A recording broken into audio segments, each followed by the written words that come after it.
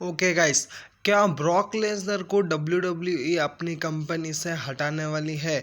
क्या वो Brock Lesnar को WWE में फिर से हम देखने को मिलेंगे या नहीं, उसके बारे में इस वीडियो में डिस्कस करने वाले हैं। और रसलमेनिया के बाद ट्रिपल एच का कौन सा प्लान होएगा और उसके बाद हमारे Roman Reigns, Paul Heyman, CM पंक का क्या स्टोरी होगा, इसके बारे में डिस्कस कर लेते हैं। पहले हम डिस्कस कर लेते हैं इस वीक स्मैकडाउन के बारे में। इसमें आप इधर व्यूअरशिप देख सकते हैं, सिर्फ 1.5 मिलियन व्यूअरशिप निकल कर आया है। ये बहुत ही वर्स्ट है क्योंकि रसलमेनिया करीब है लेकिन WWE खाली स्मैकडाउन को 1.5 व्यूअरशिप ही आ रहा है। ये बहुत ही वर्स्ट है। इससे पहले जो रसलमेनिया में कम से कम रॉक और रोमन मिलकर 2.5 मिलियन 3 मिलियन आसान से निकालते थे। नेक्स्ट हम बात कर लेते हैं रोमन रेंस और हमारे सेथ रॉलिंस के बारे में। सेथ रॉलिंस 11 साल के बाद रोमन रेंस को जैसा धोखा दिया वैसा शॉट इस वीक रॉ में मारा है, आप इधर पर देख सकते हैं। क्योंकि इस राइवलरी को रसलमेनिया के बाद भी WWE रखना चाहती है, क्योंकि रोमन रेंस और सेथ रॉलिंस ये दो बंदे ही आपके टाइम पर WWE को चला रहे हैं।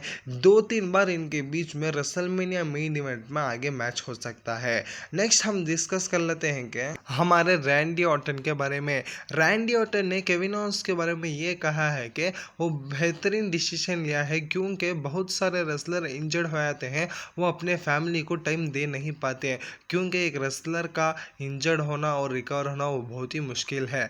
अब नेक्स्ट बात कर लेते हैं स्पिनर टाइटल के बारे में। आज के 20 साल पहले ही WWE में जॉन सीना स्पिनर टाइटल को इंट्रोड्यूस किया। वो सिर्फ जॉन सीना और एज ही पसंद करते थे, उनके अलावा शॉन माइकल और अंडरटेकर जैसे इसे पसंद नहीं करते थे। ये बहुत ही कॉन्ट्रोवर्शियल उस टाइम पर था, लेकिन ऑडियंस ये टाइटल को बहुत ही पसंद करते थे। नेक्स्ट हम बात कर लेते हैं हमारे रिया रिप्ली के बारे में। रिया रिप्ली रसलमेनिया 36 से लेकर अब तक वो कोसा ना कोसा टाइटल मैच के लिए ही लड़ने वाली है, और टाइटल मैच की ही लड़ी है, कोई अनटाइटल मैच को नहीं लड़ी। इसलिए शायद से इस बार हमारे रिया रिप्ली रसलमेनिया में अपना टाइटल फिर से यूएस का इसे रिटर्न कर सकती है। नेक्स्ट हम बात कर लेते हैं हमारे 16 time world champion John Cena के बारे में। जॉन सीना को रसलमेनिया के बाद होने वाली रॉ में फीचर किया गया है और उनकी ये तस्वीर बहुत ही वायरल होकर आ रही है। शायद से ये सही भी हो सकता है, जॉन सीना कोडी रोड्स को डिथ्रोन कर हमारे 17 टाइम वर्ल्ड चैंपियन बन सकते हैं। नेक्स्ट हम बात कर लेते हैं हमारे जिमी ऊसो और जेका फातू के बारे में। सिप वालों ने ये पोस्टर निकाला है कि हमारे जिमी ऊसो और हमारे जेका फातू का मैच ब्लैक लैश में हो सकता है, शायद से सोलो सिकोवा के साथ भी ये मैच हो सकता है। उसके बाद हमें रैंडी ऑर्टन के बारे में डिस्कस कर लेते हैं।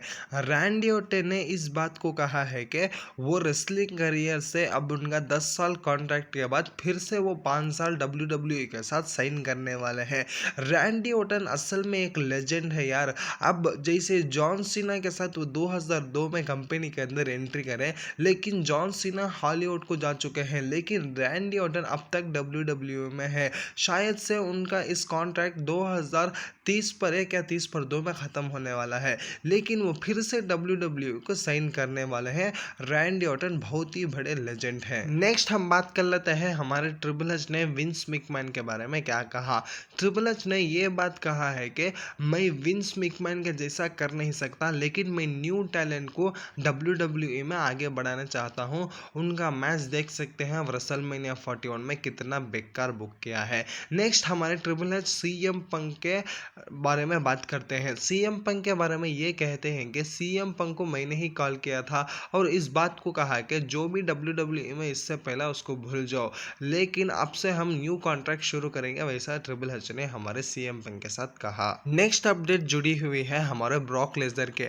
ब्रॉक लेसनर को WWE अपने कंपनी से हटाना चाहती है, वो WWE को वापस से बुलाना ही नहीं चाहती है, क्योंकि 2025 में जो रोमन रेंस का रसलमेनिया मेन इवेंट का क्लिप्स निकल कर आया था, उसमें ब्रॉक लेसनर को हटाया गया। और इस वीक जो स्मैकडाउन हुआ था उसमें कोडी रोड्स के प्रोमो में भी ब्रॉक लेसनर का नाम नहीं लिया।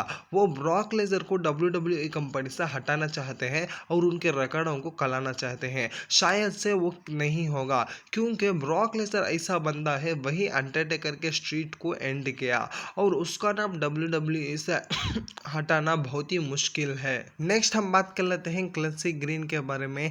केल्सी ग्रीन को WWE ने ये सवाल किया है कि वो बेस्ट वुमेन्स रेसलर चाहती है ये यूएस चैंपियनशिप को।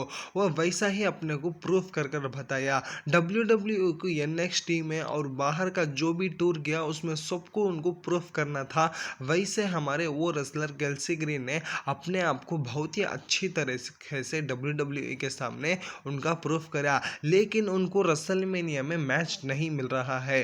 ट्रिपल एच वुमेन्स रेसलर को रिस्पेक्ट तो देते हैं, लेकिन उनका मैच नहीं बुक करते हैं। शायद से आप ये रेसलर के साथ जो खड़ी है उसे देख सकते हैं, खाली ये इस रेसलर के साथ एंट्रेंस की करती है। नेक्स्ट हम बात कर लेते हैं हमारे एडी ग्लोजा के बारे में। ये शायद से WWE कंपनी में रेसलमेनिया के बाद लौट सकते हैं, क्योंकि इनका बहुत से दिन से पहले रूमर था। नेक्स्ट हम बात कर लेते हैं रोमन रेंस और CM पंक के बारे में।